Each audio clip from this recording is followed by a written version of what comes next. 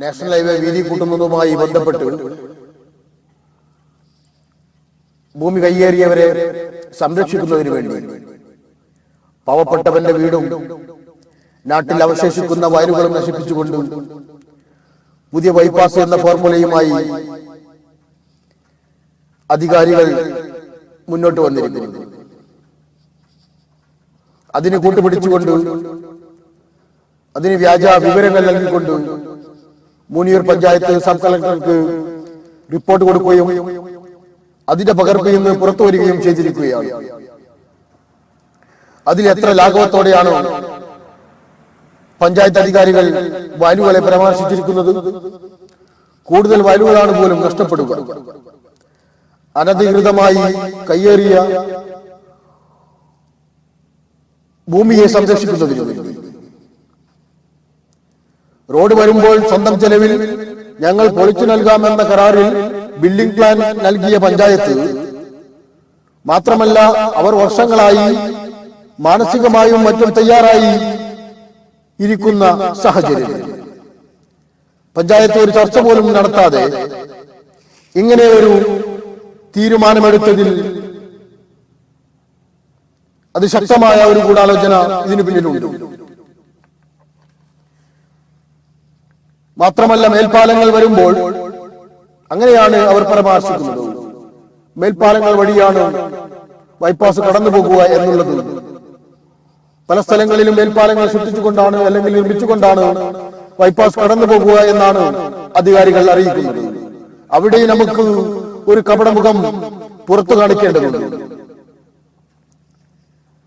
മേൽപ്പാലങ്ങൾ വരുമ്പോൾ അതിന് ടോൾ പിരിവും സ്വാഭാവികമാണല്ലോ. അതിന്റെ കരാറിലും കൈയിട്ട് നക്കാമെന്ന ഒരു മുൻവിധി കപട രാഷ്ട്രീയ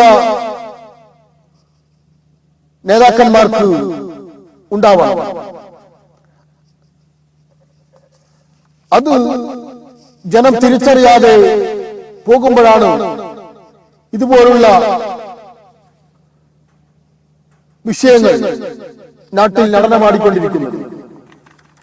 അതുകൊണ്ട് പൊതുജനം ഇത് തിരിച്ചറിഞ്ഞുകൊണ്ട് ഇതിനെതിരെ മുന്നോട്ട് വരണമെന്ന് വിനീതമായി അഭ്യർത്ഥിക്കുകയാണ്.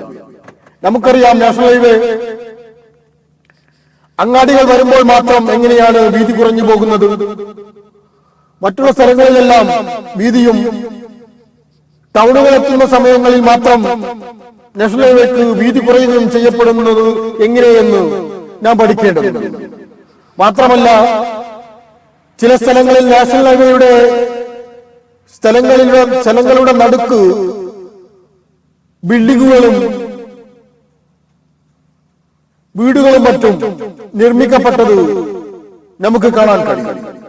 അപ്പോ ഇതെല്ലാം പിടിച്ച് എടുക്കുന്നതിന് പകരം പാവപ്പെട്ടവന്റെ വീടുകളും നാട്ടിൽ നഷ്ടപ്പെട്ടുകൊണ്ടിരിക്കുന്ന അല്ലെങ്കിൽ നശിച്ചുകൊണ്ടിരിക്കുന്ന വയലുകളെ ഉന്മൂലനം ചെയ്തുകൊണ്ട് ഇങ്ങനെ ഒരു തീരുമാനം പഞ്ചായത്തും ഭരണാധികാരികളും എടുത്തതിൽ വളരെയധികം നിഗൂഢതകളുണ്ട് എന്നുള്ളതിൽ യാതൊരു സംശയവും വേണ്ട. പണച്ചാക്കുകൾക്ക് ഒത്താശ പാടിക്കൊണ്ട് അല്ലെങ്കിൽ വരാനിരിക്കുന്ന മേൽപ്പാല ടോൾ പിരിവുകൾ കരാറുകൾ നൽകുന്നതിന് വേണ്ടിയുള്ള സത്യം